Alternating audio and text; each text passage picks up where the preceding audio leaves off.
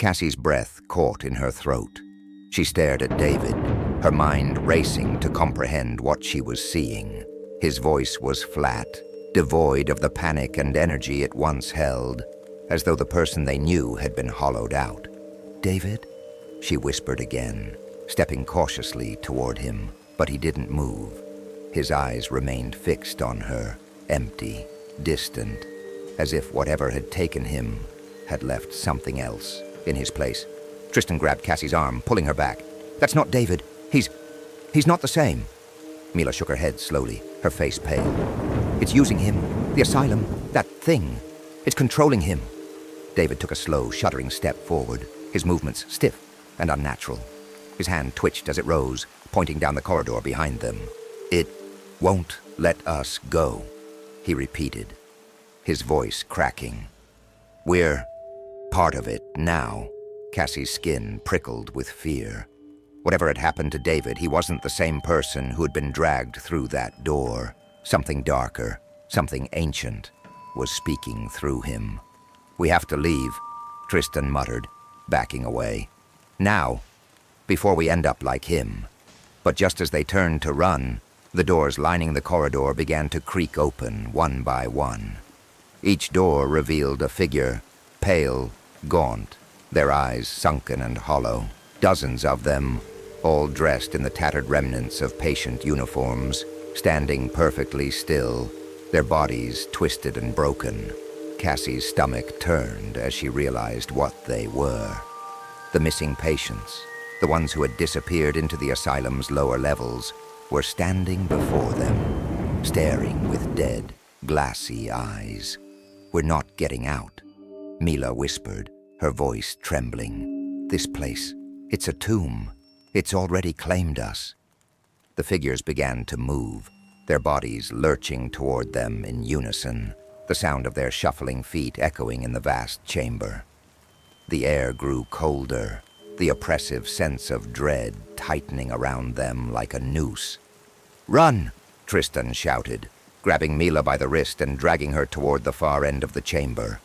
Cassie followed close behind, her heart pounding as the dead closed in around them. The hallway stretched on endlessly, a maze of doors and shadows, twisting and turning in ways that defied logic. The farther they ran, the more the walls seemed to close in, warping and shifting as though the asylum itself was alive, reshaping to trap them. Cassie glanced over her shoulder, her breath catching in her throat. The figures were gaining on them, their movements slow but relentless, driven by something far more terrifying than hunger. The dead had no need for haste. They knew there was no escape. "We're trapped," Mila gasped, struggling to keep up as they turned another corner. "It's leading us in circles." Cassie's mind raced. She couldn't let them give up. There had to be a way out, a weak point in the asylum's grip, something they could use to break free. But the longer they ran, the more hopeless it felt. The air itself seemed to grow heavier with every step, weighing them down, pulling them deeper into the asylum's clutches. Suddenly they stumbled into a large, circular room. In the center stood an ancient stone altar, its surface etched with the same symbols they had seen earlier. Surrounding the altar were more carvings, deep and jagged, glowing with a faint, eerie light that pulsed in time with their racing hearts. Cassie stopped, staring at the altar. Something about it felt different, powerful, as though it was the source of the asylum's dark energy. She could feel it in the air, thick and electric, pulling at her from all sides. "This is it," she said, her voice barely above a whisper. "This is where it's all coming from." Mila shook her head, backing away from the altar. No. We need to leave. We need to find a way out of here." But Cassie knew there was no leaving. Not yet. Not until they faced whatever was controlling this place. The figure, the asylum, the dead. They were all connected, all drawn to this one spot. Tristan approached the altar cautiously, his eyes scanning the symbols. This is older than the asylum. It's ancient. Whatever they were doing here, they didn't build this place to treat anyone. They built it to worship. Worship what? Mila asked, her voice shaky. Cassie stepped closer, running her fingers along the carvings. Something darker, something they couldn't control. As if in response, the air around them grew colder, and the lights in the room flickered wildly. The walls began to hum, a deep, low vibration that rattled their bones. From the shadows, the dead began to emerge again, their hollow eyes fixed on the altar. "They're protecting it," Tristan said, his voice tight with fear. "They're guarding whatever's down here." Cassie felt the pull of the altar, the dark energy radiating from it. She knew they had to do something, but what? How could they break the asylum's hold?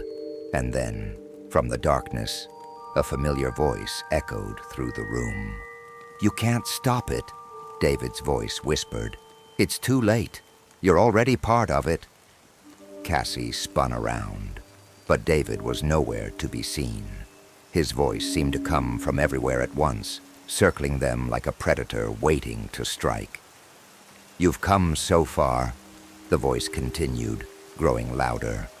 "But this is where it ends. You belong to the asylum now. You belong to me." The dead figures closed in, their faces twisted in silent agony. Cassie's heart raced, her mind frantic. There had to be a way out, some way to break free. And then she saw it. At the base of the altar, hidden in the shadows, was a small, blackened book. Its pages were old and crumbling, but the symbols on the cover matched those etched into the walls. "That's it," Cassie said, rushing forward. "That's how we stop it." Tristan grabbed her arm. "Are you sure? What if it makes things worse?" "We don't have a choice," Cassie replied, pulling free. "We need to end this." With trembling hands, she picked up the book and opened it. The pages were filled with ancient writing, but the symbols were familiar, matching those on the walls and the altar. She didn't know how she understood it, but the words seemed to speak to her, guiding her. As she began to read aloud, the room shuddered violently. The dead figures faltered, their movements slowing, as though something was pulling them back. The air around the altar crackled with energy, and the symbols on the walls flared brightly, casting the room in an otherworldly glow. The voice of the figure roared in fury, its words incomprehensible but filled with rage. The asylum trembled, the very walls groaning as though the building itself was being torn apart. "Keep going!" Mila shouted, her eyes wide with fear. Cassie's voice shook, but she continued reading, each word pulling the asylum's dark energy into the book, trapping it, binding it. The dead figures began to crumble, their bodies dissolving into dust as the asylum's power weakened. The growl of the figure grew distant, fading into nothingness as the final words left Cassie's lips. The room fell silent. The air was still. Cassie lowered the book, her hands trembling. The symbols on the walls dimmed, and the oppressive weight in the air lifted. The asylum, once alive with dark energy, felt empty, hollow. Tristan stared at the altar, his chest heaving. Did we stop it?" Cassie nodded slowly, though she wasn't entirely sure. "I think so. I think it's over." But as they turned to leave, a faint, barely perceptible whisper echoed through the room, sending a shiver down Cassie's spine. "It's never over." Cassie's skin crawled at the sound of the whisper. It was faint, almost imperceptible, but she knew it was there, lurking just beneath the surface. The room was quiet now, the hum of energy gone, but the silence felt wrong. Too still, too empty, like the calm before something worse. Tristan rubbed his arms, glancing around warily. "We should leave. Now. Before whatever that was decides to come back." Mila nodded, her face pale and strained. "If it's over, why does it still feel like we're being watched?" Cassie didn't answer. She didn't want to admit that she felt it too, that the asylum's suffocating presence still seemed to cling to them like a shadow. But the dead were gone, and the walls no longer groaned with malevolence. They had done what they came to do, right? They moved quickly through the halls, retracing their steps, but the asylum was different now. The doors no longer creaked open on their own. The symbols that once glowed menacingly had faded into the cold stone. It was like walking through the corpse of a giant beast, the remnants of its power still palpable, but dying. They reached the spiral staircase that had led them into the depths, its iron steps slick with rust and age. Cassie hesitated at the base, looking up into the darkness above. "Do you think it's safe up there?" she asked quietly. Tristan nodded, though his expression betrayed his uncertainty. "We broke whatever was holding this place together. There's nothing left." But as they began to ascend, a low, distant sound reverberated through the air. It was subtle at first, barely noticeable, like the rumble of a distant storm. But it grew louder with each step they took, a deep, rhythmic pounding that seemed to echo from the heart of the asylum itself. Mila's hand tightened on the railing. "Do you hear that?" Cassie stopped, her pulse quickening. It was a heartbeat, slow and steady, coming from deep within the walls. The asylum wasn't dead. It was still alive, still breathing. "We need to move faster," Cassie said, her voice tense. "Whatever's left here, it's waking up." They hurried up the stairs, their footsteps clanging against the iron steps as the heartbeat grew louder, faster.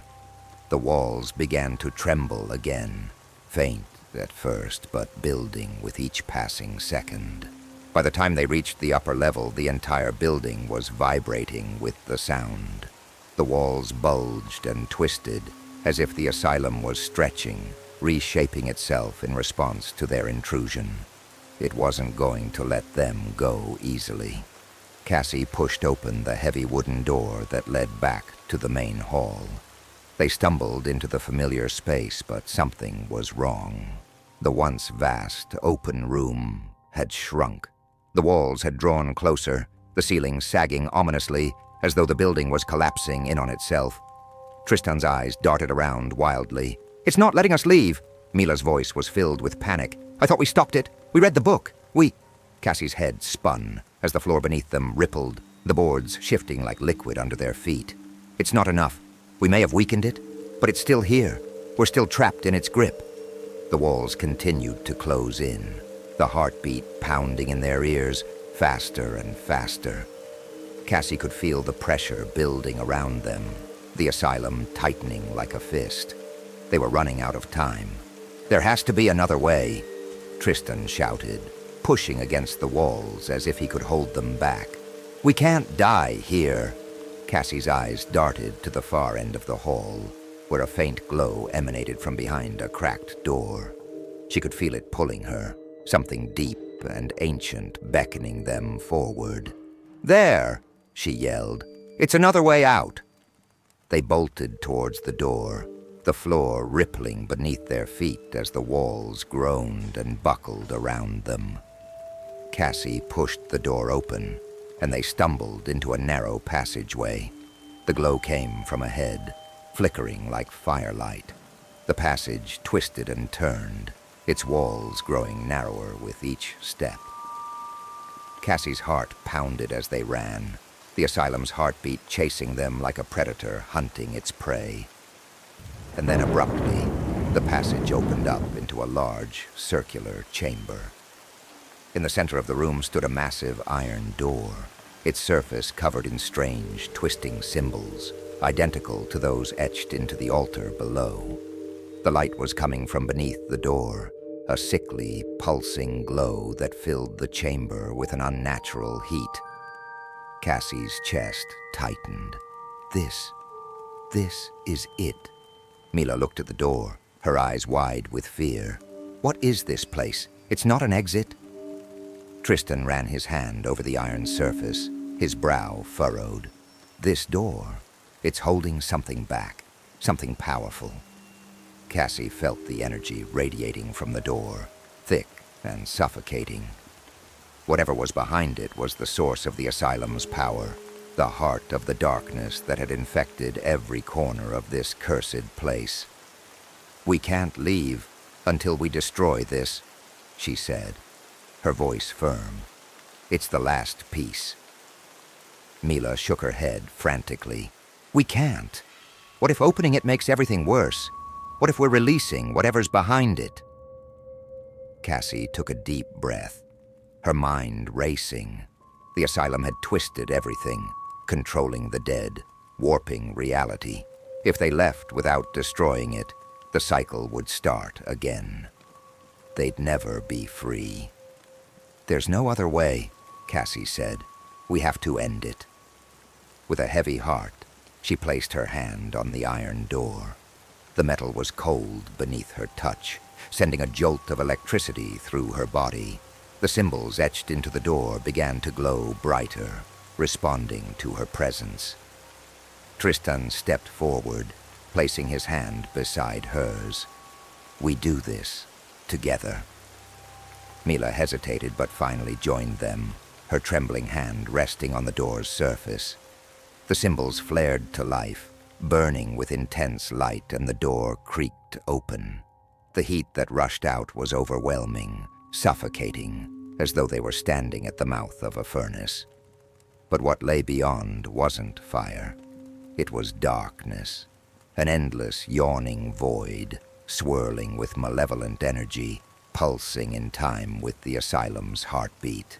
The air buzzed with power, the same ancient, twisted energy they had felt throughout the asylum. Cassie's breath hitched as she peered into the abyss. This is what it's been hiding. This is the source." A cold voice whispered from the darkness, familiar and terrifying. "You've come so far, but you'll never leave." The ground beneath them began to shake violently, and the void started to pull them in, the force dragging them toward its gaping maw. Cassie's fingers dug into the iron doorframe. "We have to close it, now!" Tristan and Mila struggled against the pull, but the force was too strong. The darkness inside the void seemed to wrap around them, pulling at their bodies, their minds, like invisible hands dragging them into oblivion. "Cassie!" Tristan yelled, his voice strained as he fought to hold on. Cassie gritted her teeth, her heart pounding as she pushed against the door. "We're not dying here,"